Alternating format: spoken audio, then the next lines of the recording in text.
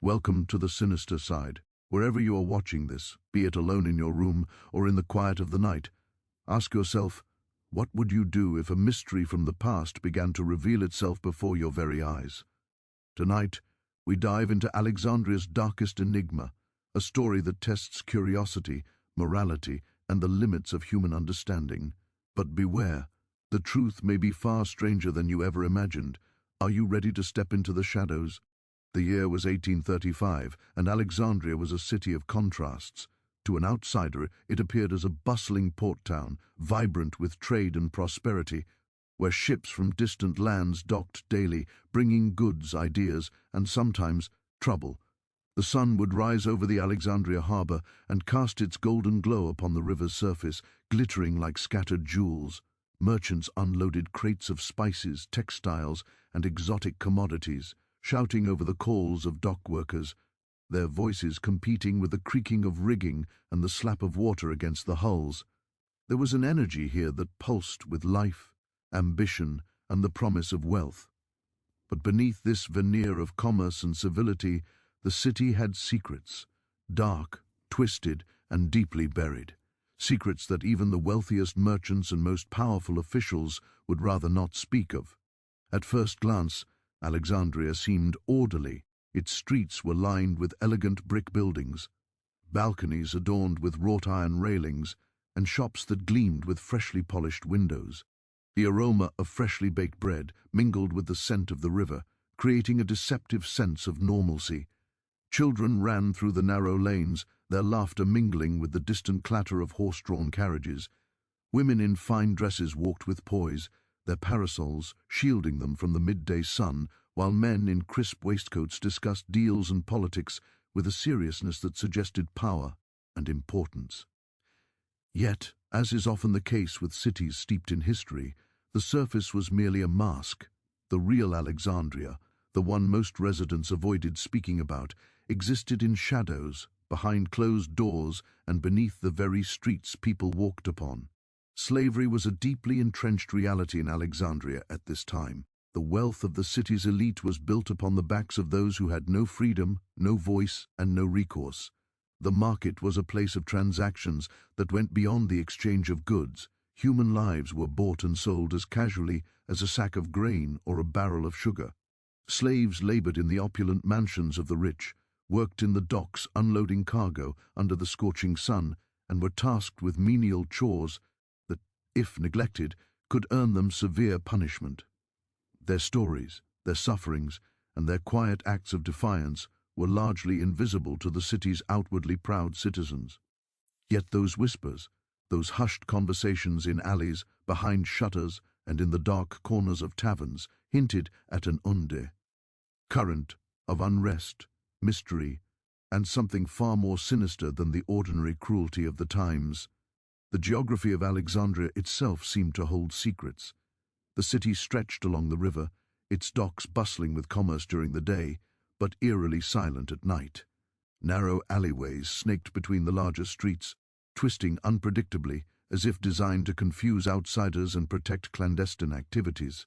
Some of these alleys led to courtyards that were hidden from the main thoroughfares, where lanterns flickered behind heavy curtains, casting shadows that danced across the walls. Whispers of illegal dealings, forbidden gatherings, and unexplained occurrences circulated among the lower classes. Merchants would warn one another discreetly to mind the shadows, and slaves would tell tales of voices echoing from empty warehouses or footsteps in abandoned streets when no one else was around. One of the most peculiar aspects of Alexandria was the stark division between the public and private worlds.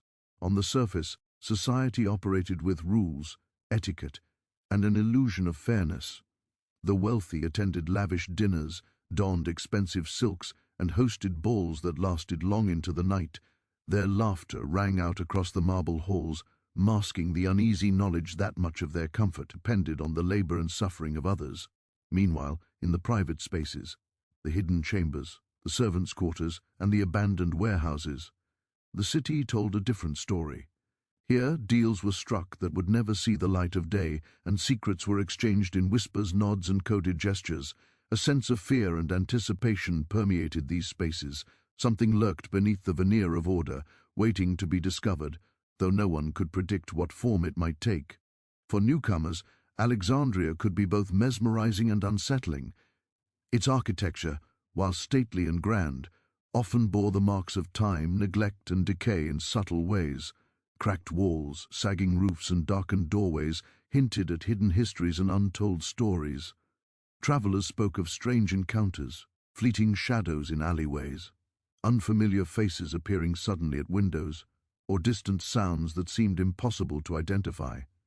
Locals would dismiss these tales with polite smiles, attributing them to imagination or superstition, but some could not ignore the sense that the city itself was alive, watching, and keeping its secrets close. The social hierarchy in Alexandria only heightened attention. Wealthy merchants, government officials, and prominent families held immense influence, their power reinforced by wealth, connections, and in many cases, fear.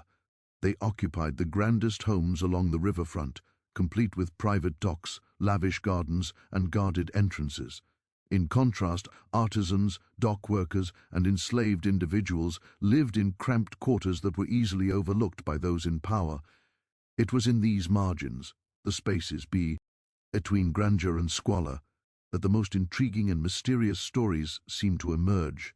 Rumors suggested that the city's elite were not always as civilized or honorable as they appeared. Whispers of secret societies, hidden dealings, and forbidden rituals hinted at a layer of Alexandria most would never see or speak about openly. Even the river that ran alongside Alexandria seemed to hold an aura of mystery.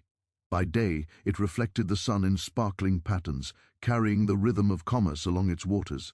By night, however, the river took on a darker character. The current seemed to whisper secrets to those who listened closely, and some claimed to see strange lights flickering along its banks where no lamps had been lit. Boats would appear and disappear at odd hours, some carrying legitimate cargo, others seemingly transporting goods or people that would vanish without explanation. Tales of drowned men, missing slaves, and unexplained disappearances became part of the city's whispered lore, stories that were rarely recorded but passed from one cautious mouth to another. Alexandria's marketplaces also played a role in its mysterious atmosphere. By day they were full of color, noise, and energy. Merchants hawked their wares, buyers haggled fiercely, and the aroma of spices, fruits, and freshly baked bread filled the air. Yet some areas of the markets were different, quiet, shadowed, and seemingly avoided by the majority. Locals would speak in hushed tones about hidden stalls where illicit goods were traded, where forbidden knowledge changed hands, and where alliances were quietly formed or broken. The market was not just a place of commerce, it was a stage upon which the city's hidden dramas quietly unfolded, often invisible to those who only glanced at the surface. It was in this intricate web of streets, docks, and secret corners that the story of 1835 would begin. Alexandria was a city of appearances, yet appearances were always deceiving. For every cheerful child running through a sunlit alley, for every elegant lady walking beneath the shadows of her balcony, there were countless others who carried burdens unseen and stories untold. The city seemed to breathe in contradictions, prosperity and decay, freedom and oppression, light and shadow, all coexisting in uneasy balance. And within this tension, the seeds of a bizarre, almost incomprehensible mystery were already planted, waiting for the right moment, the right person, or the right incident to bring them to the surface. No one at the time could have predicted what would unfold. The city, with all its energy and wealth, had a history, a character, and a rhythm all its own. It was a place where every corner held the possibility of discovery, where each shadow could hide both danger and revelation. Alexandria was alive, not merely as a backdrop for human activity, but as a silent witness to secrets that would challenge beliefs, frighten the curious, and haunt the city for years to come. Every stone in the streets, every creaking beam in the warehouses, and every flickering lantern along the riverfront seemed to whisper, "Something is coming, pay attention." And so, as the sun set over Alexandria in 1835, casting long shadows over the streets and docks, the city seemed to hold its breath. Its secrets lay dormant, concealed in plain sight, ready to emerge. There was a feeling in the air, a tension, almost electric, that something strange was about to break the city's fragile equilibrium. The ordinary rhythms of daily life continued, merchants bargained, children laughed, and slaves labored quietly. Yet beneath it all, an undercurrent of anticipation ran like a hidden river. Something was stirring, something that would soon pull the city into a story so bizarre, so inexplicable, that even history would struggle to fully comprehend it. Little did anyone know, the first strange incident, the one that would ignite a chain of events leading to one of Alexandria's most baffling mysteries, was about to occur. And when it did, the city's facade of order and normalcy would begin to crumble, revealing a web of secrets, shadows, and human behavior far darker and more twisted than anyone could have imagined. The morning after the city had settled into its usual rhythm, a peculiar unease lingered in the air. The streets of Alexandria were alive with their familiar hum of activity, merchants calling out their wares, the clatter of hooves against cobblestones, the laughter of children chasing each other down narrow alleys. But beneath it all was a subtle tension, as though the city itself sensed that something unusual had taken root. No one could pinpoint exactly what had changed, yet a sense of anticipation hovered over the docks and the marketplaces, whispering through the cracks of every brick building and alleyway. Something had emerged, something that would shatter the fragile balance between what was seen and what was hidden, and it began not with a person, but with an object so strange and inexplicable that even the most imaginative of residents found themselves questioning their senses. It was on the river's edge, just beyond the eastern docks, where the first glimpse of the anomaly appeared. A small crowd had begun to gather, their curiosity fueled by the rumors that traveled faster than the morning wind. A fisherman, his skin tanned and weathered from years spent on the water, was the first to notice it. At first, he thought it was debris, a crate, a bundle of rope, perhaps a barrel that had broken free from a passing ship. But as he approached, the object's peculiar shape and unfamiliar markings began to unsettle him. It seemed almost alive in its stillness, as if it were aware of the observer, silently inviting inspection, yet daring anyone to touch it. The fisherman called out to nearby dock workers, who hesitated, exchanging uneasy glances before venturing closer. The more the crowd gathered, the more the story spread. The time the first official inquiry arrived, whispers had grown into full-blown speculation. What was it? Who had brought it here? Why had it appeared at this specific location? The object was unlike anything anyone in Alexandria had seen before. It bore symbols that were unfamiliar, etched deep into its surface with a precision that suggested careful intent. Its material seemed neither entirely natural nor completely manufactured, as though it existed somewhere between worlds, defying explanation. Even those accustomed to the constant flux of the docks, merchants, sailors, and laborers, could not make sense of it. Some swore it radiated a subtle heat, others claimed they felt a faint vibration in the air around it, almost imperceptible but undeniably present. Authorities arrived cautiously, their presence signaling both concern and skepticism. Men of influence, dressed in formal coats and waistcoats, examined the object with magnifying glasses and notebooks, attempting to catalogue its features, measure its dimensions, and determine its origin. They consulted with scholars, sailors, and anyone who might have seen something similar, but no satisfactory explanation emerged. Each expert, despite their education and experience, could only shrug or offer theories that only deepened the mystery. The object seemed deliberately enigmatic, resisting categorization and comprehension, and the more people observed it, the more unsettled they became. As the day wore on, the crowd grew, and with it came an undercurrent of fear. Alexandria's residents were accustomed to whispers and rumors, but this incident ignited something stronger, a blend of fascination and dread.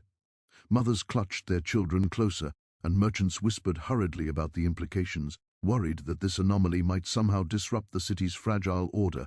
Even the slaves, who typically went unnoticed in the larger narrative of the city, stared with wide eyes and hushed curiosity, sensing that this was not merely an ordinary occurrence. The object had a pull, a silent demand for attention, and all who encountered it felt, however subtly, that it might be connected to forces beyond their understanding. No one wanted to be the first to touch it, yet everyone wanted to get closer, to glimpse some secret that might explain its presence. A bold young apprentice, his curiosity outweighing his fear, stepped forward, reaching for the object only to recoil when a strange sound emanated from it, a low hum, almost musical, but tinged with a resonance that seemed to vibrate through the bones. The crowd gasped, stepping back instinctively, while the authorities quickly cordoned off the area. Their caution did little to dampen the murmurs, and soon stories began to circulate, each more fantastical than the last. Some claimed the object had appeared in the dead of night, drifting silently along the river until it lodged itself at the eastern docks. Others suggested that it was a gift, or a curse, from some distant land, imbued with powers no one could comprehend. As word spread, individuals with particular knowledge or skill were drawn to the scene. An old scholar, whose years studying ancient texts had made him skeptical of the supernatural, inspected the markings carefully. He muttered to himself in low tones, flipping through volumes of reference with increasing agitation. His brow furrowed deeper with each passing minute, until finally he leaned back and shook his head, admitting aloud what no one wanted to hear. He had never seen anything like this before. If a scholar could not interpret it, then perhaps it was meant to remain beyond human understanding. The realization sent a ripple through the crowd, amplifying both fear and fascination. But it was not just the city's learned men who reacted to the discovery. The dock workers, accustomed to seeing cargo from distant lands, noted peculiarities that others overlooked. The object did not resemble any crate, barrel, or merchandise ever transported along the river. Its texture was unlike wood, metal, or stone, and it seemed resistant to touch. When struck lightly with a mallet, it produced a sound that was neither hollow nor solid, but something in between, almost like the echo of a bell submerged underwater. Every detail, from its odd weight to its subtle glow in the afternoon sun, suggested that it was far from ordinary. Some of the more superstitious onlookers began to whisper about curses, omens, and the interference of forces best left unmentioned. By mid-afternoon, the curiosity had transformed into obsession. The object became the focal point of Alexandria, drawing attention from all corners of the city. Journalists, who had only recently begun chronicling local events, jotted furiously in their notebooks, attempting to capture every detail. Merchants paused their trade, distracted by the enigma, while scholars debated its origins in heated arguments that drew no conclusion. Each theory seemed to give rise to a dozen new questions, and soon it became evident that the object was more than a simple anomaly. It was a catalyst for confusion, speculation, and perhaps even fear. Nightfall did little to calm the situation. Lanterns were lit along the docks, casting flickering shadows across the crowd that remained, unwilling or unable to leave. Those who stayed reported hearing strange noises, faint whispers carried by the wind, a rustling sound that seemed to come from the object itself, and even the occasional scream from someone who claimed to see something moving within it. Skeptics dismissed these claims, attributing them to imagination and exhaustion, yet the effect was undeniable. Fear had begun to take root, mixing with fascination, and the city of Alexandria, so accustomed to the ordinary, was now consumed by the extraordinary. The authorities attempted to investigate further, enlisting workers to move the object to a secure location, but resistance was met at every turn. The object, they discovered, was heavier than anticipated and oddly balanced, defying conventional methods of transport. Several men who tried to lift it reported feeling dizzy, faint, or otherwise unwell, as though the object emitted a subtle influence that affected them physically and mentally. Scholars speculated about magnetic fields, chemical reactions, or some natural phenomenon that could account for these sensations, but none of their hypotheses satisfied all the observations. It was as if the object had been designed to resist human understanding, to remain an enigma, no matter how closely examined. Rumors grew wilder with each passing hour. One story told of a man who had attempted to peer inside the object and claimed he glimpsed visions of places he had never seen, yet simultaneously felt transported to times he had never lived through. Another claimed that the object whispered secrets in a language he did not understand, but somehow he comprehended perfectly. Skepticism battled belief, and the city became divided between those who saw it as a divine sign, those who feared it as a curse, and those who insisted it was a hoax. Alexandria, a city built on trade, power, and rationality, found itself suspended in a state of collective awe and uncertainty. Even as the sun rose the next day, Painting the river with gold and crimson hues, the object refused to relinquish its secrets. Its presence was magnetic, drawing more people with each hour. Some came seeking knowledge, others driven by fear, and some merely curious to witness what had become the talk of the city.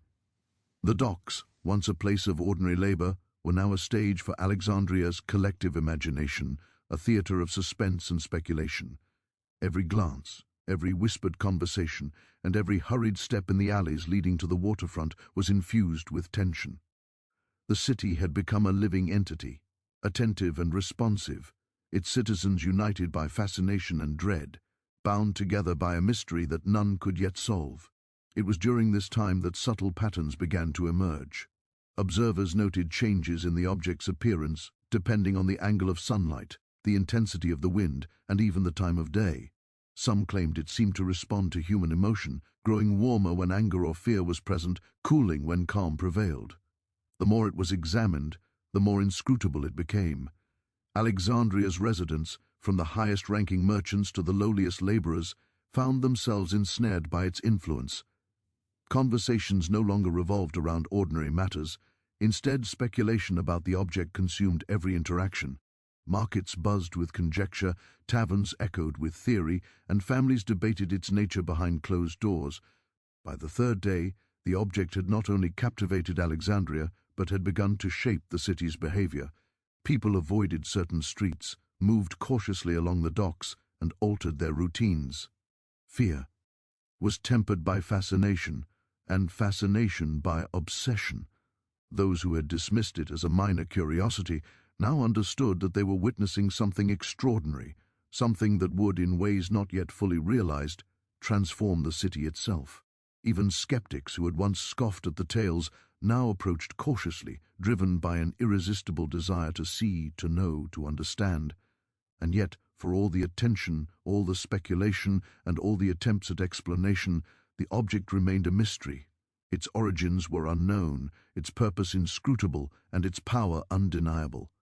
Alexandria had stumbled upon something beyond ordinary understanding, and in doing so had awakened a chain of events that would draw the city deeper into secrecy, fear, and ultimately revelation. The stage was set. The city, its people, and the object were now inextricably linked, bound together by curiosity, dread, and the promise of a story so bizarre that it would be remembered for generations. Little did anyone know, this discovery was only the beginning. Hidden agendas, strange occurrences, and the lives of those who would encounter the object were about to intertwine in ways that no one could have anticipated. Alexandria, already a city of secrets, was about to reveal some of its deepest and most disturbing truths, and the first ripple in what would become a tidal wave of mystery had just begun. The city, in its bustling normalcy, had already changed forever, and no one would emerge from this episode unchanged. The discovery of the strange object had already begun to weave its influence through Alexandria, but as the days passed, it became clear that the city itself was only one actor in this unfolding drama. More important were the people who would surround it, those whose choices, curiosities, and secrets would determine the course of the mystery. Among them were figures from all walks of life, drawn together by circumstance, coincidence, and an invisible thread of fate, each carrying their own ambitions, fears, and shadows. It was as if the object, in its silent enigma, had called out to these individuals specifically, knowing that only their presence could bring the story fully to life.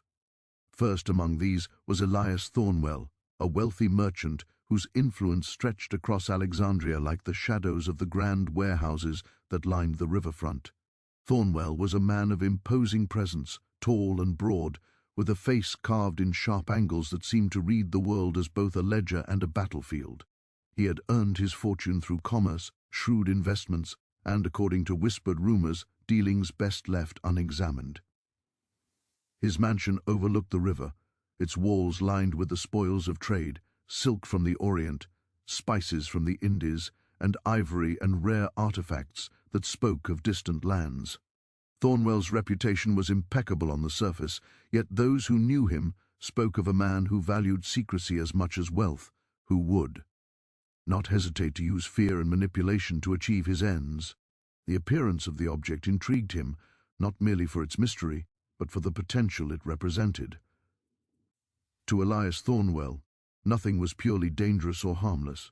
It was a matter of how it could be wielded, controlled, or leveraged for advantage. In contrast, there was Miriam Voss, a young scholar whose intellect and curiosity were matched only by her determination to uncover the truth. She had arrived in Alexandria from a distant city to study ancient texts and artifacts, drawn by rumors of Alexandria's hidden history and the arcane knowledge said to linger in its libraries. Miriam was of average height, with hair the color of midnight and eyes that seemed to miss nothing, constantly observing and cataloguing details the rest of the world overlooked. Where Thornwell saw opportunity, Miriam saw questions, layers upon layers of them, each demanding careful consideration. She approached the object with meticulous attention, sketching its markings, measuring its dimensions, and noting its subtle peculiarities. Her excitement was tempered by caution, for she had encountered many anomalies in her studies, yet few that elicited the same combination of fascination and dread. She could sense, almost instinctively, that the object was a catalyst, not merely for curiosity, but for events that could upend lives and challenge everything Alexandria's citizens believed about their world. Then there was Samuel Crowe, a dock worker whose life had been defined by labor, routine, and the quiet, simmering resentment that came from living in a city so dependent on the work of men like him. Crowe was broad-shouldered, with hands calloused from years of hoisting cargo and long days under the harsh sun, yet his mind was sharper than most gave credit for. He had witnessed the city's hidden underside, the dealings of merchants, the oppression of slaves, the coded communication of those who lived in the margins. Crowe approached the object with a mixture of fear and pragmatism. He did not care for riches or knowledge. He sought only understanding, a sense of safety, and a hope that this strange presence would not disrupt the fragile existence he had carved out along the docks. Yet as he observed its peculiarities, a part of him could not ignore the unnerving suggestion that this object was no ordinary anomaly, and that somehow it had the power to reach beyond itself and touch the lives of all who encountered it.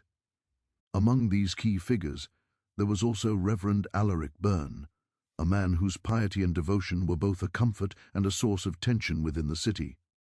Byrne was lean and austere, his face lined with the gravity of a life spent mediating between moral ideals and human frailty. He had witnessed the city's inequalities firsthand, preaching to congregations that spanned the wealthy and the destitute alike, always careful to balance compassion with authority. Yet the appearance of the object challenged even his understanding of providence and the natural order. He felt a pull toward it that was both moral and spiritual, an internal conflict between faith, curiosity, and fear.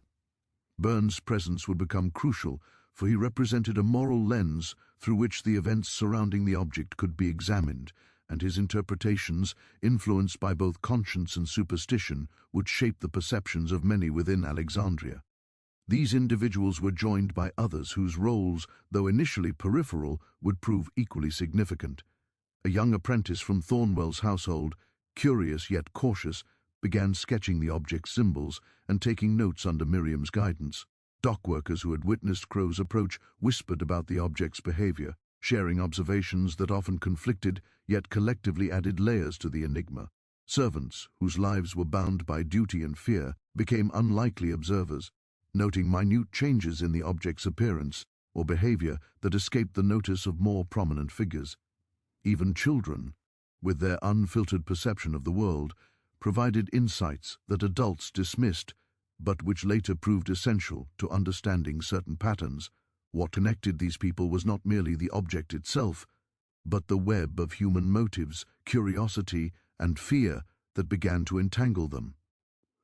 Thornwell's ambition and desire for control collided with Miriam's pursuit of knowledge. Crowe's pragmatism often put him at odds with Byrne's moral considerations. Yet despite these conflicts, all were drawn into a shared orbit, unable to escape the gravitational pull of the object. It became clear that the mystery would not be solved by a single individual alone, but through a complex interplay of perspectives, each contributing to the unfolding narrative, in ways both conscious and unconscious. The relationships among these figures began to evolve rapidly. Thornwell, ever cautious and strategic, sought to manipulate the curiosity of others to his advantage, offering information selectively while concealing his true intentions. Miriam, skeptical of hidden motives, carefully documented interactions and inconsistencies, creating her own mental map of the people around the object. Crow observed silently, weighing alliances, testing trust, and noting which individuals could be counted on in moments of crisis. Reverend Byrne oscillated between caution and intervention, offering guidance that was at once ethical and politically motivated, aware that his interpretations might influence the city's perception of the unfolding events. Each interaction added a new dimension to the story, layering suspense upon intrigue, until the city itself seemed to participate in the drama, as though Alexandria had become a living stage for human behavior intertwined with the mystery of the object. Yet these were not merely ordinary people encountering an anomaly. Each bore personal histories, secrets, and ambitions that added depth and unpredictability to the story. Thornwell's dealings in distant lands had exposed him to mysteries and dangers few could imagine, making him both resourceful and wary. Miriam's rigorous academic training had taught her to question everything, yet the object defied the conventions of logic she had relied upon. Crow's life had instilled in him resilience, observation, and a quiet determination that proved invaluable when confronting the inexplicable. Byrne's faith, while steadfast, also left him vulnerable to doubt and the fear that his understanding of morality could be challenged by forces beyond human comprehension. These individual complexities ensured that the narrative surrounding the object would be shaped not only by its nature but by the intricate interplay of human character. As days passed, the city began to notice the interactions themselves. Observers remarked on the subtle tensions that ran through gatherings at the docks, the quiet arguments in the margins of taverns, and the careful calculations that informed each action around the object. Alexandria, already a city steeped in secrecy, had become a theater not just for mystery, but for human psychology and behavior. Every glance, every hesitation, every whispered word carried significance. The object was no longer simply an enigma, it had become a mirror, reflecting the ambitions, fears, and desires of those who dared to approach it. Rumors about the people involved spread almost as quickly as those about the object. Thornwell was seen as cunning and potentially dangerous, capable of exploiting the situation for personal gain. Miriam was lauded for her intellect, yet whispered about as someone who might go too far in pursuit of understanding. Crow's pragmatism and keen observation earned respect, but also suspicion among those who underestimated him. Byrne's moral authority made him both a stabilizing influence and a potential instigator of conflict, as his interpretations could rally the populace or provoke dissent. The city watched, fascinated and fearful, as these individuals navigated a mystery that none could control entirely. It became evident that the object had catalyzed more than curiosity. It had exposed the core of Alexandria's social dynamics. The wealthy, the learned, the laborers, and the clergy were all drawn into a delicate dance of observation, manipulation, and alliance, each step influenced by both the object and by one another. Secrets long hidden in the shadows of the city were subtly revealed through interactions, motives, and the choices made in the object's presence. What began as a simple curiosity had become a crucible in which human behavior was tested, and where the boundaries between trust, ambition, fear, and morality were blurred. By the end of the week, it was clear that the people were as much a part of the mystery as the object itself. The city of Alexandria had discovered that enigmas are rarely solitary. They are intertwined with the lives and choices of those who engage with them. Thornwell, Miriam, Crow, Byrne, and countless others had become unwitting participants in a drama that would escalate in ways none could foresee. Their interactions, motivations, and secrets set the stage for the next phase of the story, a phase in which hidden agendas, unexpected alliances, and the consequences of curiosity would begin to emerge in dramatic and sometimes terrifying ways. In Alexandria, 1835, the object had shifted from being an anomaly to becoming the axis upon which human behavior and mystery revolved. Every glance, every step, every decision surrounding it carried weight. Each person involved had a role to play, whether they realized it or not. The city itself seemed to lean in, watching, waiting, as though anticipating the revelations, conflicts and transformations yet to come. And in the hearts and minds of those drawn to the object, questions began to stir. Who could be trusted? What forces were truly at work? And how far would each go in pursuit of knowledge, control, or survival? The object had awakened more than curiosity. It had awakened the city, and through it, the people who would confront, manipulate, and ultimately be shaped by the mystery that had arrived unbidden at Alexandria's docks. And as the sun dipped behind the eastern horizon, casting long shadows across the river and the narrow streets, the city, its inhabitants, and the object itself seemed poised on the edge of a revelation that would forever alter the course of history, revealing truths that were long hidden, yet impossible to ignore. The days following the discovery of the object became a delicate balancing act of observation, experimentation, and cautious investigation. Alexandria itself seemed to pulse with anticipation, as if every building, alley, and lantern-lit dock held its breath in quiet expectation. The citizens had already begun to recognize that the object was more than a mere curiosity. It was a puzzle, a riddle that defied logic, demanding scrutiny from anyone willing or brave enough to look deeper. And among those most drawn to its presence, Elias Thornwell, Miriam Voss, Samuel Crow, and Reverend Alaric Byrne. Each began their own painstaking methods of exploration, driven by ambition, intellect, practicality, and morality. Respectively, Miriam, ever the meticulous scholar, took the lead in cataloguing every minute detail of the object. She sketched its markings repeatedly, noticing subtle variations that seemed to shift with the angle of the sun. Each symbol etched deep into the object's surface hinted at a language unknown to her, yet some aspects suggested a structured pattern rather than random artistry.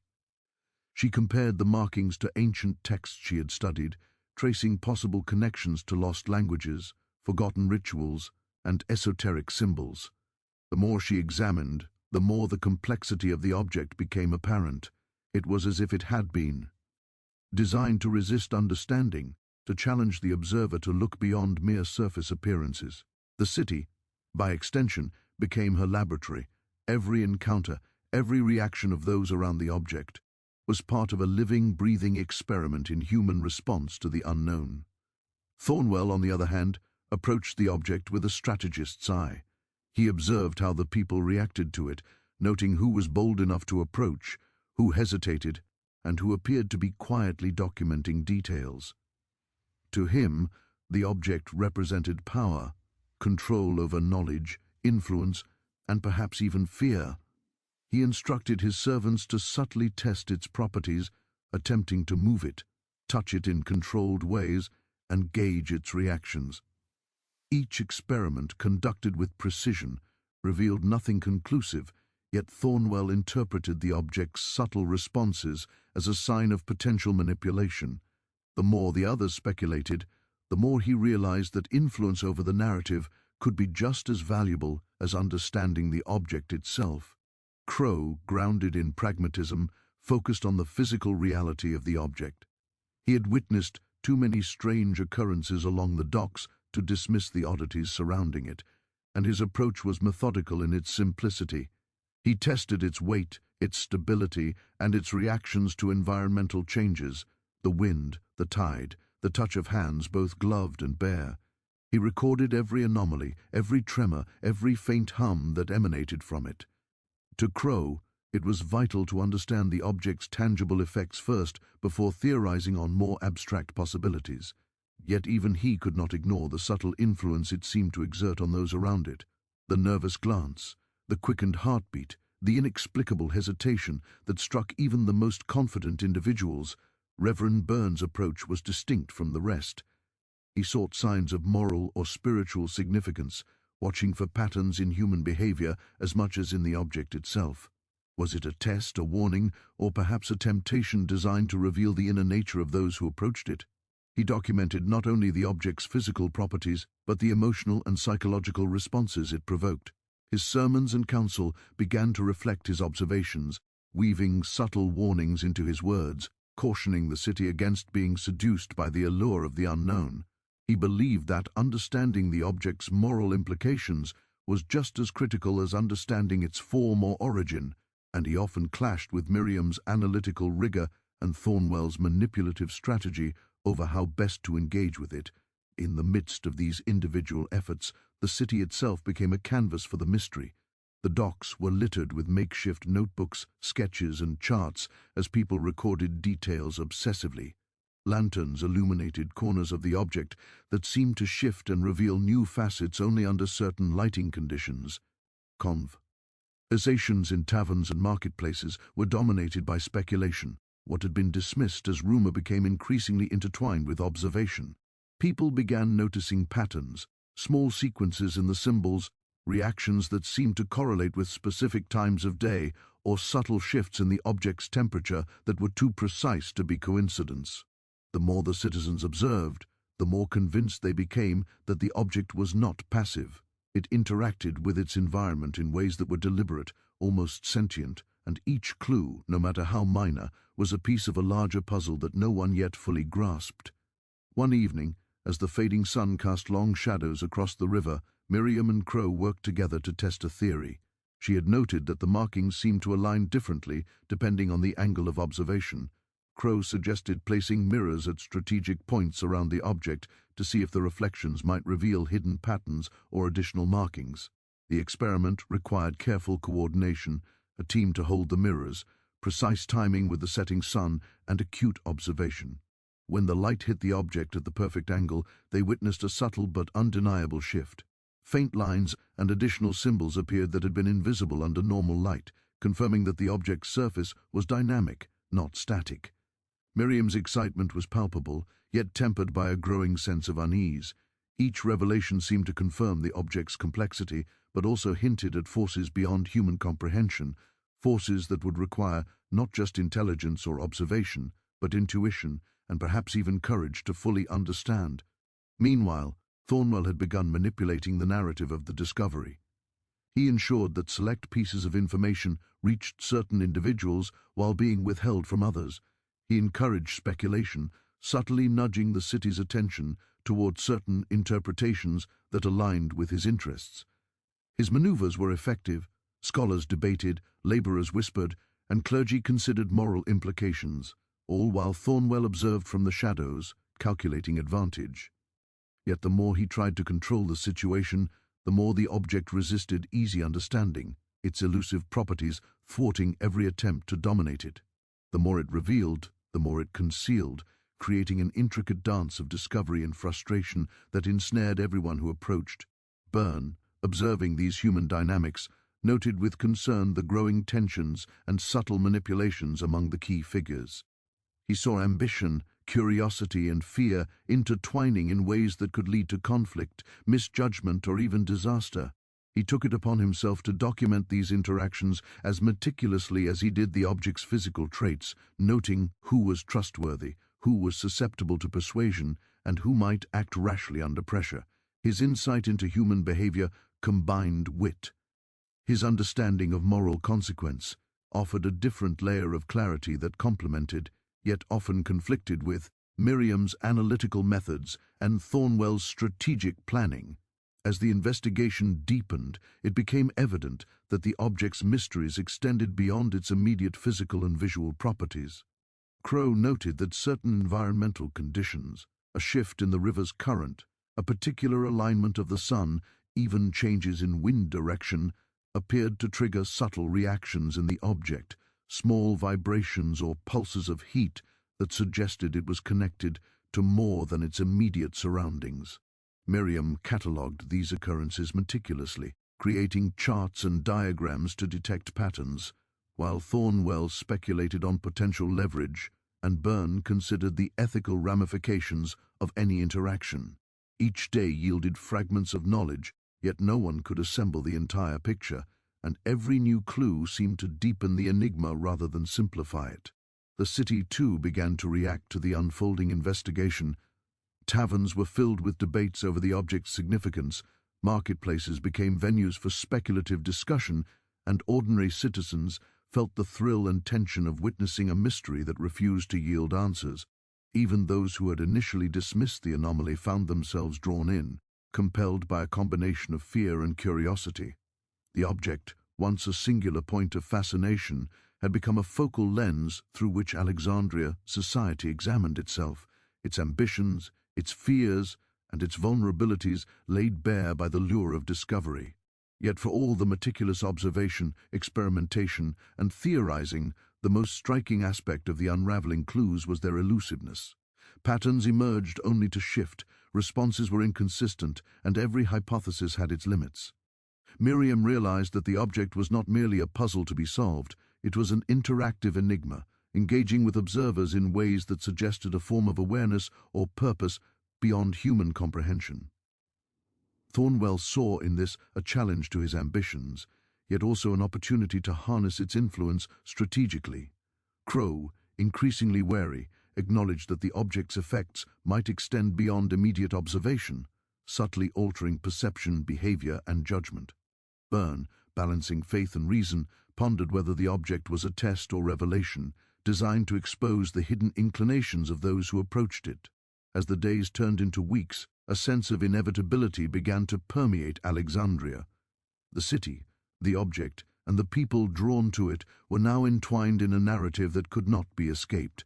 Every observation, every experiment, every whispered theory added layers to the story, creating a web of intrigue that grew more intricate and more dangerous with each passing moment. The clues, while fragmentary, were converging toward a larger truth, one that promised revelatio. Again, confrontation and transformation, not only for those directly involved, but for the city as a whole. In this delicate balance of curiosity, fear, and human ambition, it became clear that the unraveling of the mystery would require more than intellect, courage, or strategy alone. The clues were deliberate, their meaning partially concealed and partially revealed, demanding an interplay of perception, intuition, and moral consideration. Alexandria had entered a state of suspended reality where the ordinary rhythms of daily life existed alongside the extraordinary, and the city's inhabitants were participants in a drama that would test not only their minds, but their very understanding of reality itself. And so, as night fell over the docks, the object continued to hum softly, a quiet pulse against the rhythm of the river. The city, already transformed by the presence of the enigma, now stood at the threshold of deeper revelations. The people involved, Thornwell, Miriam, Crowe, Byrne, and the countless others who had become unwitting participants, were poised on the edge of discovery. Each clue they uncovered was a step closer to understanding, yet also a reminder of how much remained hidden.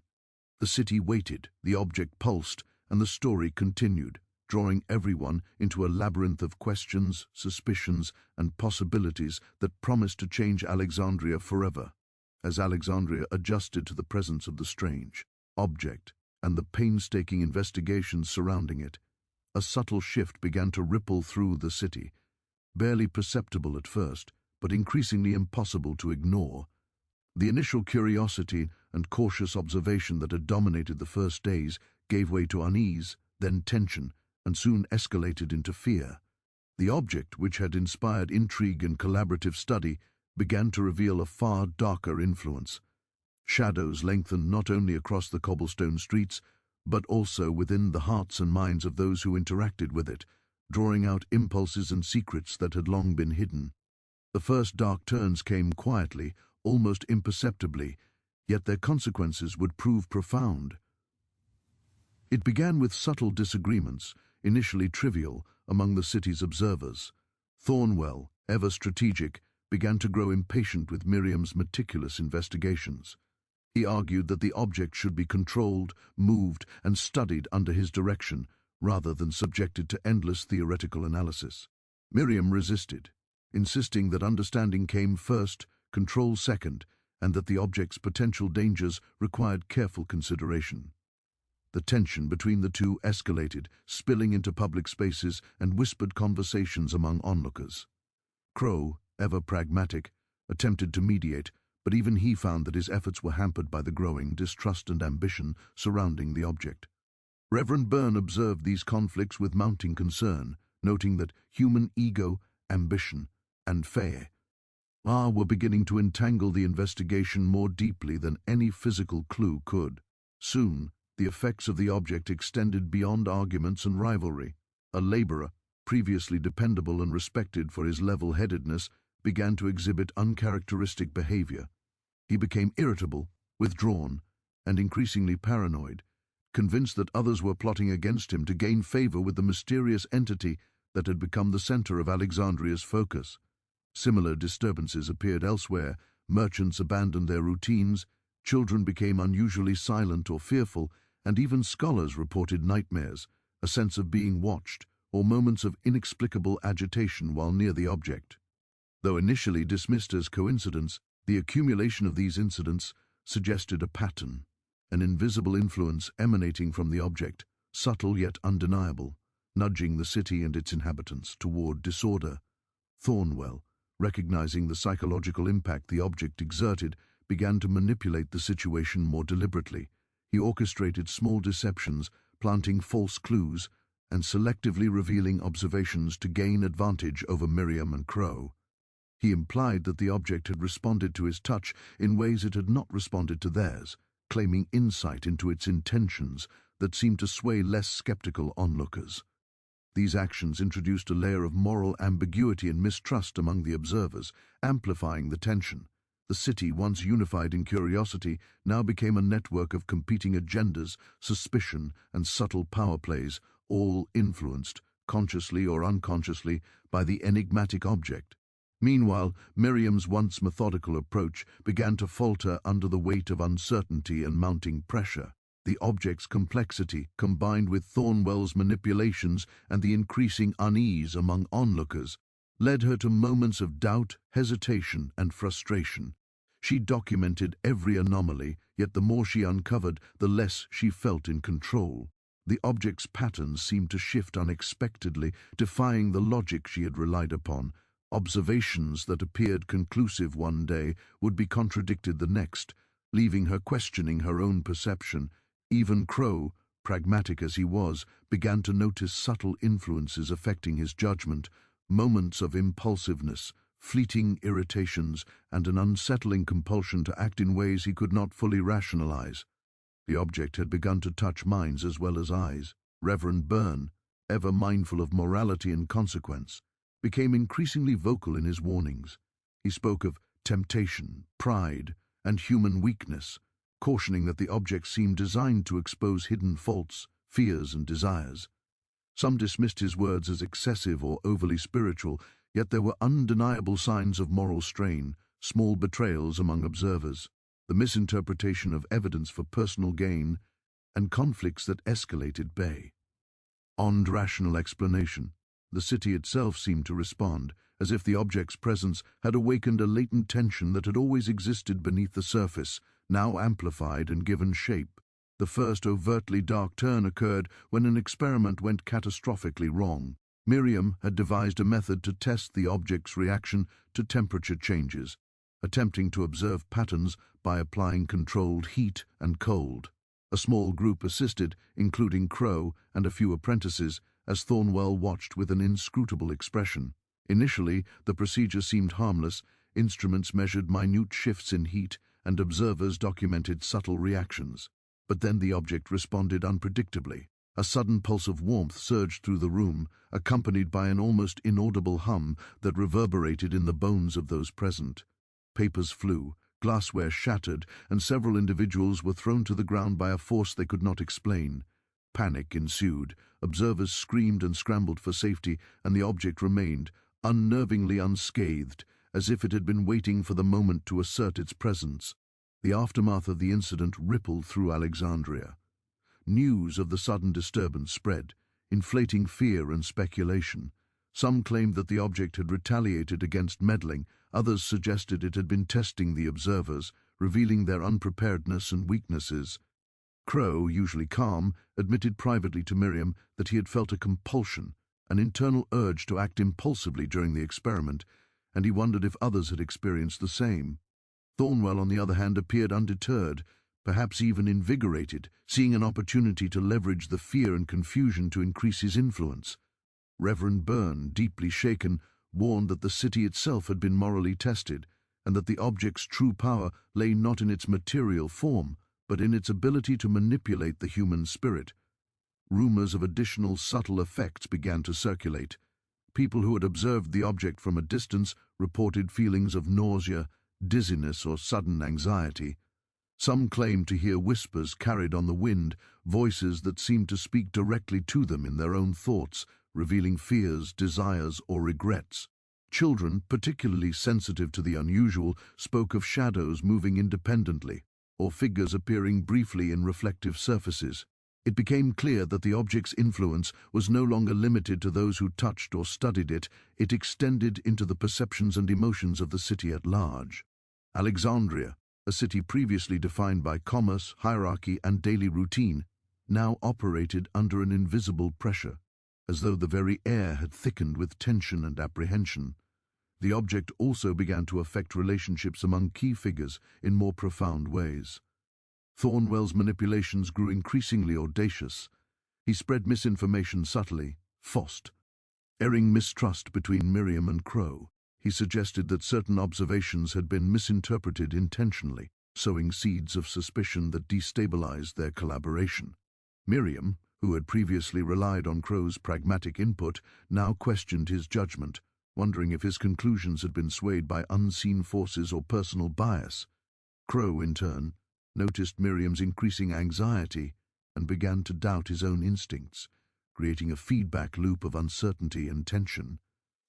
Reverend Byrne observed these deteriorating dynamics with a mixture of concern and resignation, recognizing that the object's influence extended beyond physical phenomena into the moral and psychological fabric of those around it.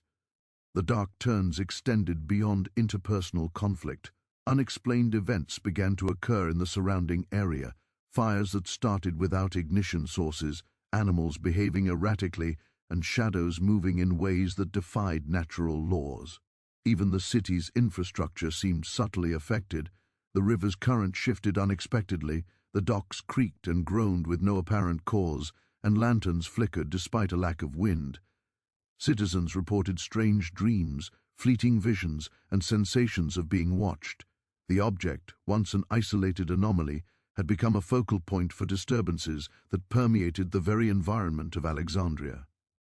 Its presence transformed the ordinary into the uncanny, forcing the city's inhabitants to confront realities that blurred the line between rational understanding and fear.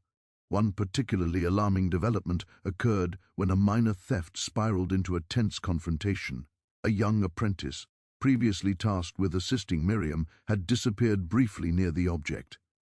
When discovered, he was found muttering incoherently about lights, voices, and movements no one else could see. Crow and Thornwell confronted him, and in the ensuing argument, accusations flew, tempers flared, and near violence erupted. Reverend Byrne intervened, his voice trembling as he admonished all parties to exercise restraint and recognize the moral consequences of their actions. This incident illustrated a growing pattern. Proximity to the object seemed to amplify hidden emotions, desires, and impulses, creating conditions ripe for conflict and error.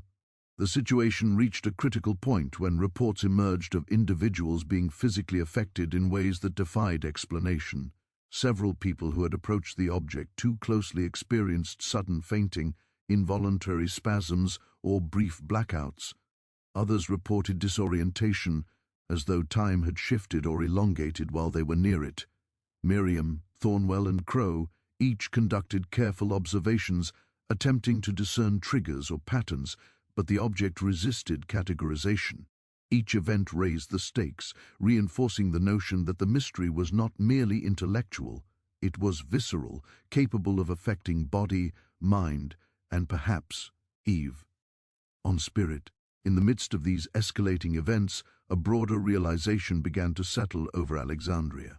The object's presence was no longer a contained anomaly, it was a catalyst, amplifying the hidden tensions, ambitions, and fears of all who interacted with it. The city itself seemed to respond to these influences, creating an atmosphere of perpetual unease. Ordinary routines were disrupted, alliances were tested, and the moral fabric of the city was strained. Citizens whispered of curses, divine tests, and hidden powers, while scholars, laborers, and clergy alike began to understand that the object's significance extended far beyond its material form. It had become a mirror, reflecting the darkest impulses of human behavior and the vulnerabilities of the city itself. By the time the third week passed, Alexandria had entered a state of sustained tension. Every encounter with the object, every observation, and every interaction among those studying it carried heightened significance. The dark turns that had begun subtly now dominated daily life. Ambition clashed with caution, curiosity collided with fear, and the city's social order was tested at every turn. The object, while remaining physically enigmatic, had revealed a power far greater than mere appearance or craftsmanship. It could manipulate perception, influence behavior, and provoke consequences that extended beyond immediate observation. Amid this turmoil, it became evident that the city had been irrevocably changed. Alexandria's citizens were no longer mere observers. They were participants in a drama shaped by ambition, fear, morality, and the enigmatic influence of the object. The dark turns that had begun with small disagreements, subtle manipulations, and psychological disturbances had escalated into a pervasive state of uncertainty, tension, and moral challenge. The city, its people, and the object itself were now entwined in a story that had moved far beyond curiosity, into the realms of danger, revelation, and inevitable confrontation. The city of Alexandria, once alive with the ordinary rhythms of trade and daily routine, now pulsed with tension, unease, and anticipation. The strange object at the docks had grown from curiosity to obsession, from fascination to fear, and now, inexorably, toward revelation. Each day had layered new observations, conflicts, and psychological disturbances atop the last, creating a complex web of mystery that none could untangle easily. Yet the city seemed to sense that the culmination of these events, the moment when the object would reveal its secret, was approaching. The air itself felt charged, thick with expectation, as though the river, the docks, and even the narrow alleys surrounding them had aligned to bear witness to an awakening far greater than anyone could have imagined. Miriam Voss, whose scholarly diligence had guided much of the investigation, approached the object with a mixture of excitement, dread, and unwavering determinati. She had catalogued the patterns, noted the subtle reactions to light, touch, and environmental conditions, and analyzed the faint pulses and vibrations that seemed to emanate from the object itself. Yet despite her meticulous work, she felt a gnawing uncertainty, the sense that understanding alone might not suffice. The object had resisted every attempt at control or categorization, and now it seemed poised to disclose something far beyond the comprehension of mere observation. Miriam, standing at the edge of the docks as the morning sun cast long golden beams across the river, felt an almost magnetic pull, compelling her to step closer, to engage fully with the enigma she had pursued for weeks. Thornwell, observing from a few paces away, was equally drawn, though by different motivations. His mind, always calculating, raced through potential opportunities, potential advantages, and the possibility of power that might be harnessed from understanding the object. For him, revelation was not merely intellectual, it was a resource, a tool, a lever that could shift influence and command within Alexandria. Yet even he, confident and commanding as he usually was, could not predict the object's next movement, its next subtle shift, nor the consequences it might trigger. There was a tension between his ambition and a creeping unease that reminded him, however unwillingly, that the object was not a simple artifact to be dominated. It was an entity, enigmatic, deliberate, and in some ineffable way, aware of those who approached it. Crow, ever grounded in pragmatism, observed the unfolding scene with measured caution. He had seen the city react, seen fear escalate, and seen individuals pushed beyond reason by the object's subtle influence. He had tested, measured, and recorded with precision, yet the revelation that seemed imminent was not something that could be dissected or quantified. It demanded presence, intuition, and an acceptance of uncertainty. Crow felt a low hum of anticipation within himself, a recognition that the events to come would test not only his understanding of the object, but his instincts, judgment, and ability to act when confronted with the inexplicable. Reverend Byrne, his hands clasped tightly in front of him, observed from the shadows, feeling a spiritual weight descend upon the docks. His moral sensibilities and faith had guided his interpretation of events, yet he recognized that revelation would challenge not only intellect and strategy, but the very foundation of belief, morality, and conscience. The object had exposed hidden fears, ambitions, and impulses, and Byrne understood that its final disclosure might confront the city with truths it was unprepared to face. He felt an almost premonitory tremor, a realization that the forthcoming revelation could either unify or fracture Alexandria, and that the consequences would ripple far beyond those present at the docks. The object itself, silent and still, seemed to respond. To the collective attention it drew. Its surface shimmered faintly as the morning progressed, catching the sunlight at angles that revealed markings previously invisible, lines and symbols that twisted and shifted like the movements of water. Observers noted patterns aligning in sequences that suggested meaning, though what that meaning entailed remained frustratingly elusive. Miriam, with her keen eye, recognized an interconnection, a deliberate arrangement that indicated purpose rather than randomness. Each marking, each pulse, seemed to resonate with the others, creating a subtle rhythm, a hidden code waiting to be unlocked. Then, as if acknowledging the culmination of observation, patience, and human engagement, the object responded. A low, vibrating hum resonated through the docks, perceptible not only to ears but to the very bones of those standing nearby.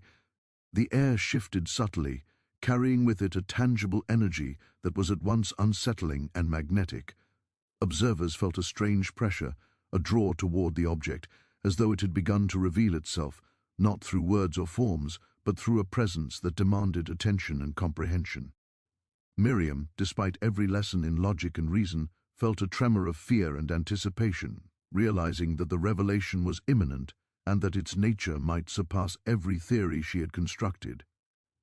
Suddenly, the markings, once static and enigmatic, began to shift perceptibly. Lines and symbols rearranged themselves, forming patterns that suggested a narrative, a series of instructions, or a map. Miriam's hand trembled as she recorded every detail, realizing that the object was communicating in a way that transcended conventional language.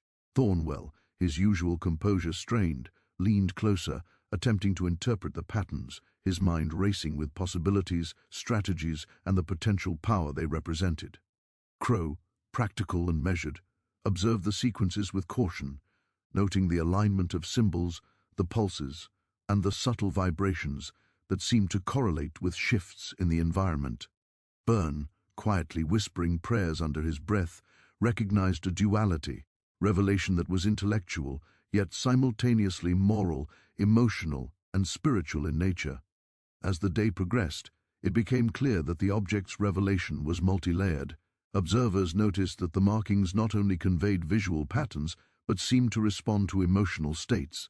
Those approaching with fear, greed, or ambition saw distortions, while those with curiosity, caution, or integrity perceived clarity. Miriam recognized the implications. The object was not merely a puzzle to be solved, it was a test designed to interact with the very character and intent of those who engaged it. Thornwell's ambition, usually precise and calculated, introduced instability. Crow's pragmatic caution allowed him insight. Byrne's moral vigilance offered perspective, and Miriam's intellectual rigor provided structure. Sure, the revelation was not simply knowledge, it was a mirror reflecting the inner truth of those who sought to uncover it. Then came the first tangible disclosure. A small panel, previously unobserved, slowly slid open on one side of the object. Inside, a series of delicate mechanisms, engraved symbols, and intricate patterns were revealed, seemingly designed with extraordinary precision and intention. It was clear that these internal components were not merely decorative, they had purpose, function, and meaning. Miriam's mind raced to interpret the sequences. While Thornwell considered how they could be manipulated, Crow observed patterns that suggested physical principles at play, and Byrne considered the ethical implications of exposure. The internal structure confirmed what had been suspected for days. The object was not passive, nor merely decorative or symbolic. It was interactive, dynamic, and deliberate, a creation that had been conceived to elicit engagement, interpretation, and response from those who approached it. What followed was a series of revelations that layered observation upon moral insight. Symbols on the object corresponded to historical events, cryptic warnings and accounts of human behavior spanning distant lands and long past centuries. Miriam's eyes widened as she recognized references to phenomena she had studied in obscure texts: mysterious disappearances, unexplained environmental shifts, and human behaviors amplified by subtle external influences. Thornwell, recognizing opportunity, attempted to correlate the patterns with potential leverage, but the moral and psychological dimensions of the revelation resisted straightforward manipulation. Crow, interpreting sequences with pragmatism, identified cause and effect patterns that had eluded others, providing insight into the object's internal logic. Byrne, in quiet reflection, discerned lessons woven into the sequences, suggesting ethical and spiritual dimensions that demanded attention, humility, and integrity. By late afternoon, the revelation became increasingly undeniable. The object, in its complexity, demonstrated that it was not an inert artifact, but a deliberately designed enigma, capable of interacting with the observer's mind, morals, and intentions. Each interaction revealed more layers, more connections, more consequences. Alexandria's citizens, drawn by rumor and observation, began to understand the gravity of the discovery. Some saw knowledge, others power, some fear, and others moral responsibility. The city, in effect, had become both laboratory and participant, its streets, alleys, and citizens intertwined with the object's purpose. By evening, the full magnitude of the revelation began to coalesce. The object's symbols, its subtle vibrations, its interactions with observers, and the internal mechanisms together conveyed a singular truth: the city, its people, and the observer were inseparable from the mystery. The object had been designed not simply to convey information, but to test understanding, morality, courage, and character. It challenged perception, forced introspection, and amplified hidden truths. In that moment, Alexandria's docks were no longer merely a location. They had become a crucible, a stage upon which the interplay of human ambition, morality, and curiosity was laid bare in the presence of something greater, something deliberate, and something infinitely enigmatic. The revelation, however, was not complete in a single moment. It unfolded gradually, layer upon layer, demanding attention, reflection, and interaction. Each observer, according to their disposition, perceived different facets. Miriam saw knowledge, patterns, and connections. Thornwell saw leverage and influence, yet recognized limits imposed by the object's moral dimension. Crow saw structure, cause, and effect, insight tempered by caution. Byrne saw the ethical and spiritual imperatives embedded within the enigma. Together, these perceptions formed a composite understanding that revealed the object's full purpose. It was a mirror, a test, and a guide, demanding engagement not merely with facts, but with conscience, intention, and the collective human spirit. As night fell, casting long shadows across the docks, the object pulsed softly, as if acknowledging the comprehension, effort, and character of those who had engaged it. Alexandria, changed irrevocably, had borne witness to revelation, yet the consequences, the choices, and the unfolding story were far from over. The city had glimpsed something beyond ordinary perception, something that would shape its history, its inhabitants, and their understanding of morality, curiosity, and human behavior for generations to come.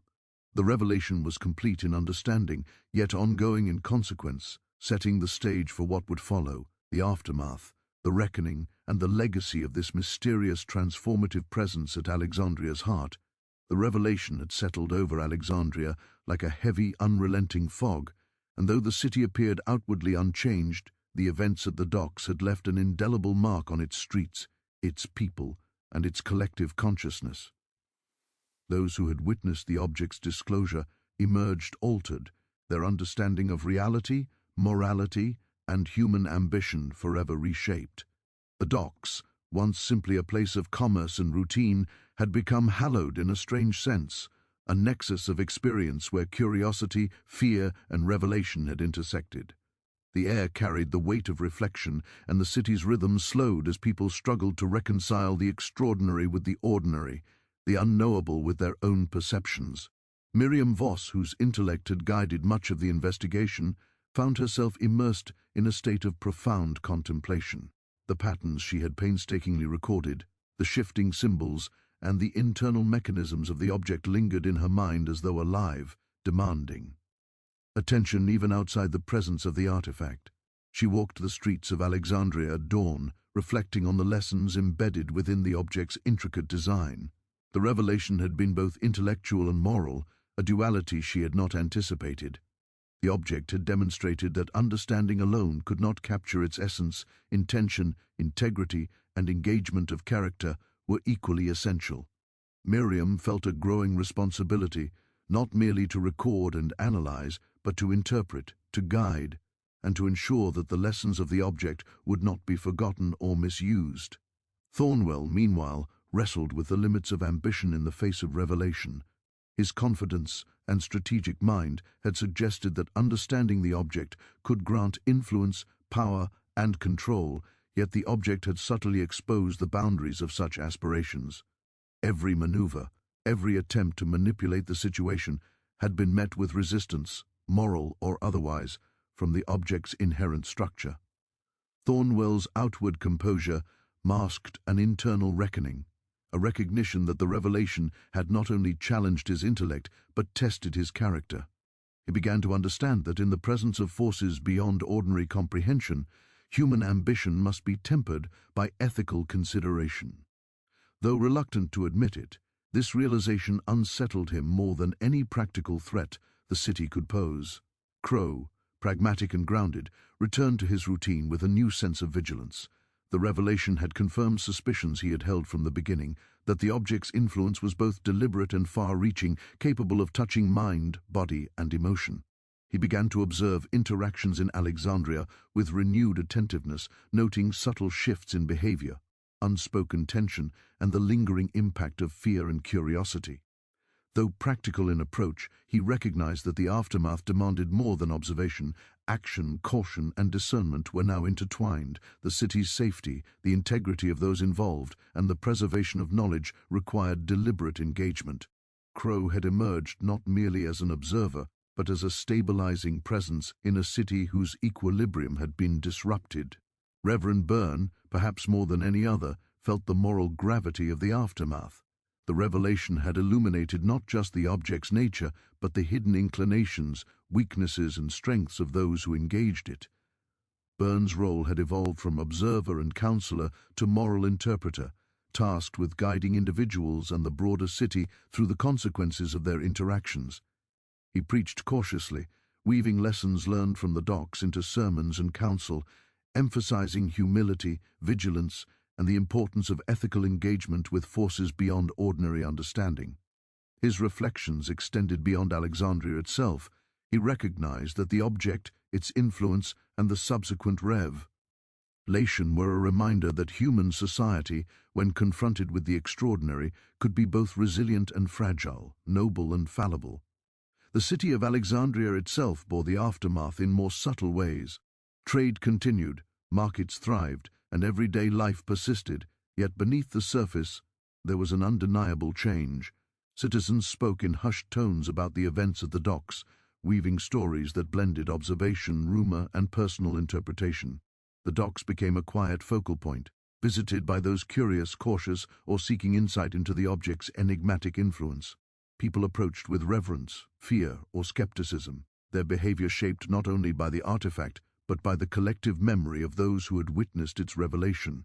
Alexandria had internalized the events, creating a cultural imprint that would influence social dynamics, moral reasoning, and human behavior for years to come. The personal consequences for those directly involved were profound. Miriam experienced both exhilaration and trepidation. Her intellect had unlocked new understanding, yet she grappled with the weight of moral responsibility. Thornwell's ambitions were tempered by the subtle reminder that some forces, particularly those testing morality and character, could not be conquered by strategy alone. Crow's pragmatism had evolved into cautious vigilance, an awareness that observation without action could leave the city vulnerable. Byrne's faith had been strengthened, yet challenged, by the revelation. He recognized the necessity of moral guidance in the wake of events that transcended ordinary experience. Each individual had been irrevocably altered, their lives intertwined with the object and its lessons in ways that would shape their decisions, actions, and legacies. Unexpectedly, the aftermath also gave rise to collaboration and reconciliation. Those who had been at odds, driven by ambition, fear, or misunderstanding, began to recognize the importance of shared insight and collective effort. Miriam and Crow found common ground, blending intellectual rigor with pragmatic caution to document and interpret the object's patterns. Thornwell, though still calculating, acknowledged the value of ethical engagement, forming tentative alliances that balanced ambition with moral restraint. Byrne facilitated dialogue, ensuring that ethical and spiritual considerations were woven into practical and intellectual analyses. The revelation had fractured relationships, yet it also created an impetus for cooperation, demonstrating that human understanding, when guided by integrity, could emerge from chaos and uncertainty. The object's presence, however, remained an enduring influence. Even after its initial disclosure, it continued to respond subtly to human engagement.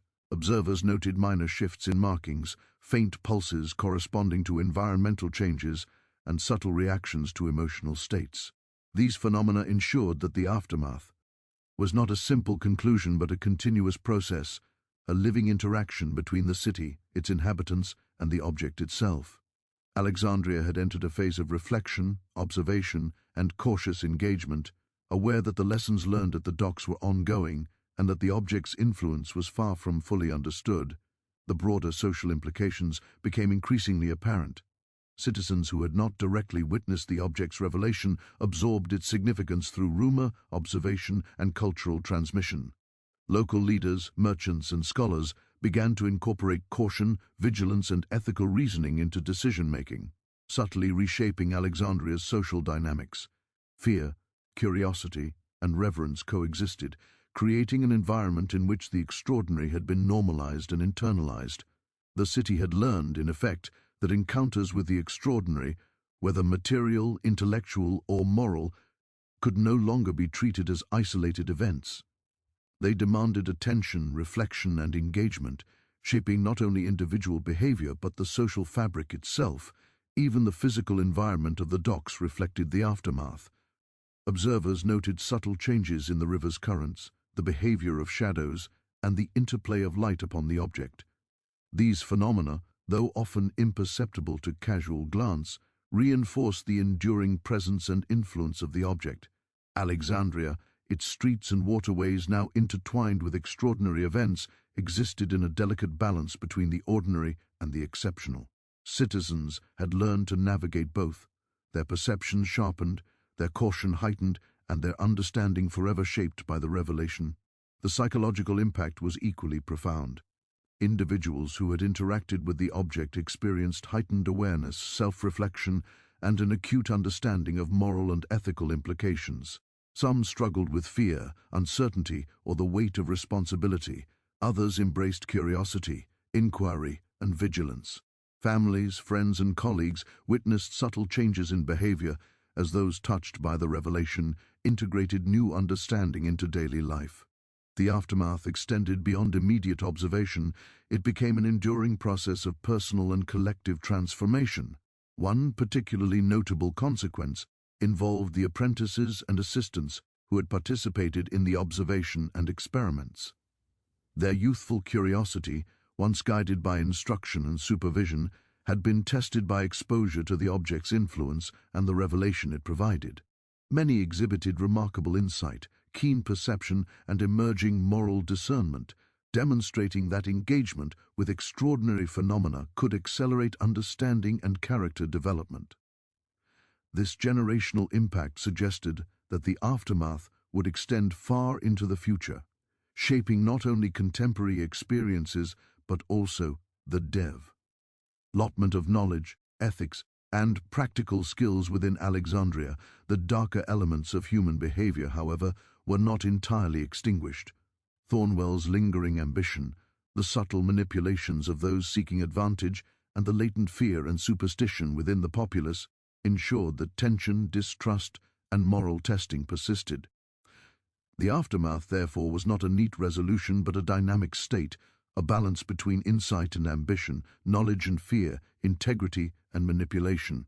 Alexandria had emerged from revelation transformed, yet the object's influence ensured that vigilance, reflection, and ethical engagement remained essential for the city's stability and moral coherence. Ultimately, the aftermath revealed a duality inherent in both the object and human experience. The city, its inhabitants, and the artifact were intertwined in a narrative that encompassed intellectual discovery, moral testing, and psychological influence.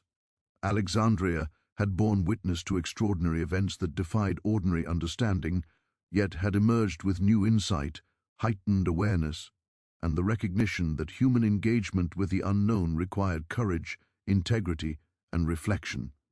The docks, once a stage for trade and routine, had become a crucible of transformation, their legacy embedded not only in observation and documentation, but in the lived experience and evolving consciousness of the city itself. By the end of the period following the revelation, Alexandria's streets, institutions, and citizens had adapted to a new reality. Trade resumed, communities functioned with renewed caution, and scholars continued to study and document observations, yet all were marked by the enduring presence of the object and the lessons it had imparted. The aftermath was neither final nor static. It was an ongoing engagement, a continuous dialogue between the extraordinary and the ordinary, between curiosity and caution, ambition and ethics.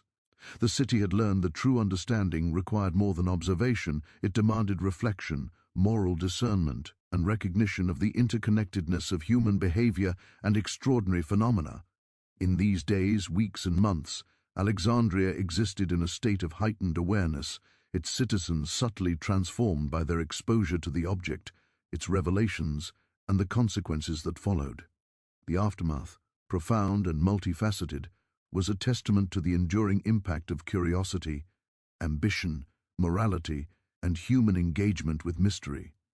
The city, forever changed, would carry the lessons learned at the docks into its future, integrating insight, vigilance, and ethical reflection into the rhythm of daily life, ensuring that the extraordinary experience remained both a cautionary tale and a source of enduring wisdom. Years passed, yet Alexandria never truly forgot the events at the docks. The object, now studied, revered, and cautiously respected, had become a permanent part of the city's identity, its presence subtly shaping the collective memory and culture. Though the revelation had occurred weeks or months prior, its lessons continued to resonate. Citizens spoke of it in hushed tones, scholars documented its influence, and children grew up hearing stories of the docks as a place where curiosity, morality, and the unknown had collided in ways that forever altered human understanding. The city had learned that extraordinary experiences leave marks far deeper than the physical. They carve impressions into the consciousness of a community, shaping decisions, behavior, and perception across generations. Miriam Voss, now regarded as one of Alexandria's foremost scholars, spent her years interpreting and preserving the knowledge gleaned from the object.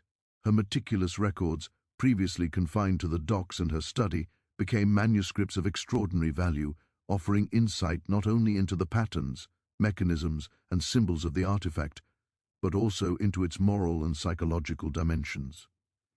Miriam's work emphasized a holistic approach, intellectual rigor combined with ethical awareness, observation tempered by empathy, and the recognition that the unknown cannot be fully understood without consideration of its effects on those who engage it.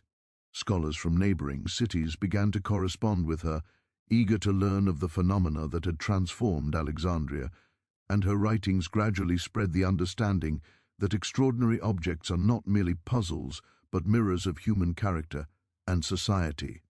Thornwell, once a figure driven by ambition and strategy, had evolved in ways even he could not have foreseen. The revelation and its aftermath had imposed limitations upon his pursuit of power, exposing the consequences of unchecked ambition when confronted with forces beyond human comprehension. Though he remained influential within Alexandria, his methods became tempered by caution, reflection, and ethical consideration. Thornwell began mentoring younger merchants, politicians, and scholars, emphasizing the importance of integrity, awareness of human limitations, and humility before extraordinary phenomena. His transformation became a living testament to the city, Even the most calculating individuals are not immune to moral lessons when engaged with forces that reveal the truth of character. Crowe's pragmatic influence also endured. He became a central figure in documenting the object's ongoing behavior and the city's responses, blending careful observation with cautious action. His contributions ensured that Alexandria maintained equilibrium, avoiding the mistakes of impulsivity or unbridled curiosity. Crowe established protocols for engagement with unusual artifacts, emphasizing safety, awareness, and ethical responsibility. His practical wisdom complemented Miriam's intellectual insights and Thornwell's tempered ambition, creating a framework by which Alexandria could navigate future encounters. The extraordinary. Through these measures, Crowe ensured that the city's understanding was preserved, refined, and prepared for generations to come. Reverend Byrne, whose role had been primarily moral and spiritual, emerged as a guiding force for the ethical integration of the revelation into everyday life. He delivered sermons that balanced humility, courage, and reflection, reminding citizens that extraordinary experiences are not only intellectual but deeply moral, capable of shaping behavior, priorities, and choices. Byrne's teachings emphasized accountability. The object had revealed hidden inclinations, fears, and ambitions, and it remained the responsibility of individuals and the community to act with integrity and awareness. His influence extended into education, civic guidance, and spiritual mentorship, ensuring that the lessons of the docks were not merely historical, but actively integrated into the city's ethical framework. The legacy of the object also manifested in Alexandria's culture and folklore. Songs, poems, and plays began to reference the events at the docks, sometimes exaggerating, sometimes mythologizing, yet always retaining the essence of transformation, revelation, and moral testing. Markets and social gatherings became venues not only for trade and commerce, but for discussion and reflection, where citizens debated the implications of human ambition, curiosity, and ethical responsibility. The docks themselves became a place of pilgrimage for those who sought understanding, insight, or connection to the extraordinary. Alexandria had internalized the experience, transforming it from a moment of anomaly into a foundation of civic identity, cultural memory, and philosophical contemplation. Yet even as the legacy solidified, questions persisted. Despite Miriam's meticulous records, Crowe's practical documentation, Thornwell's strategic observations, and Byrne's moral reflections, the object retained an air of inscrutability. Scholars, citizens, and visitors alike continued to debate its origin, purpose, and ultimate significance. Some speculated that it had been created by a lost civilization, designed as a test of character and intellect. Others suggested supernatural origins, claiming the object was a conduit for forces beyond human comprehension. Rumors circulated that it had appeared in other cities, leaving similar impressions and transformations. Each theory, while compelling, failed to fully capture the layered complexity of the object, leaving Alexandria with a permanent tension between understanding and uncertainty. The city also grappled with more personal questions. How had individuals changed when confronted by forces beyond ordinary perception? What did ambition, fear, or curiosity reveal about character? How could future generations learn from the experiences without repeating mistakes? Citizens reflected upon their own actions during the revelation and aftermath, often in private moments, recognizing that their behavior had been influenced, tested, and shaped by something far greater than themselves. These reflections ensured that the legacy was not only historical, but deeply personal, embedded in conscience, decision-making, and ethical awareness. Miriam, pondering the enduring mystery, realized that the object's greatest revelation was not its mechanism, symbols, or patterns, but the reflection of human nature it provoked. It had illuminated tendencies, weaknesses, and strengths within those who observed it, creating insight that transcended ordinary scholarship. She documented her ongoing thoughts, emphasizing that understanding extraordinary phenomena requires humility. Knowledge alone is insufficient without engagement with intention, morality, and reflection. Her writings became foundational texts, inspiring scholars to approach discovery not merely as accumulation of facts, but as a holistic process, blending intellect, ethics, and psychological insight. Thornwell, despite his tempered ambition, continued to ask questions, driven by curiosity and a lingering desire for mastery over understanding. He acknowledged that the object had limitations on human influence, but he remained intrigued by its mechanisms, aware that future insight might still reveal additional layers. His reflections, though practical, were imbued with newfound respect for moral constraints, and he became a cautionary figure, a reminder that ambition, unchecked by ethics, could falter in the face of extraordinary truth. Crow's practical reflections were grounded in observation and consequence.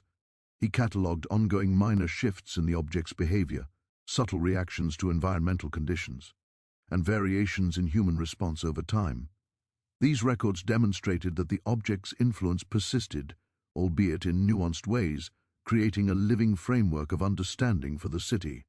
Crow emphasized that vigilance, careful observation, and ethical consideration were essential, ensuring that Alexandria remained aware of the delicate balance between curiosity and responsibility. Reverend Burns' legacy continued through moral and spiritual education. He emphasized the duality of revelation. Extraordinary experiences reveal both knowledge and character. His teachings reminded citizens that insight is inseparable from moral consequence and that the human response to mystery is as significant as the mystery itself. Burns' guidance ensured that Alexandria integrated the lessons of the docks into daily life, reinforcing the notion that awareness, humility, and integrity are essential in engaging with forces that transcend ordinary perception. The object itself, while stable and preserved, remained a source of ongoing fascination. Its markings, vibrations, and subtle responsiveness were continually studied, yet each discovery prompted new questions rather than final answers. Scholars debated the purpose of its design, the origin of its mechanisms, and the implications of its moral and psychological influence. Visitors traveled from distant cities to witness it, each bringing fresh perspective, observation, and inquiry. The object's legacy was thus both physical and conceptual. It shaped Alexandria materially, socially, and intellectually, while perpetually inviting reflection, investigation, and moral engagement. Despite centuries of documentation, observation, and philosophical discourse, fundamental questions endured. Who had created the object, and why? What forces, if any, guided its design? Was it unique to Alexandria, or one instance among many? Could its influence extend beyond human perception, shaping not only behavior but fate? These questions, unanswered yet persistent, ensured that Alexandria remained a city of contemplation, inquiry, and humility. The legacy of the docks was not only historical but eternal, a reminder that extraordinary experiences challenge understanding, reveal character, and invite reflection. Ultimately, the legacy and questions were inseparable. Alexandria had emerged from the extraordinary events, transformed, intellectually enriched, morally challenged, socially nuanced, and psychologically aware. Citizens had learned that knowledge, ambition, and curiosity are inseparable from ethical engagement, that observation alone is insufficient without reflection, and that extraordinary experiences demand vigilance, courage, and integrity.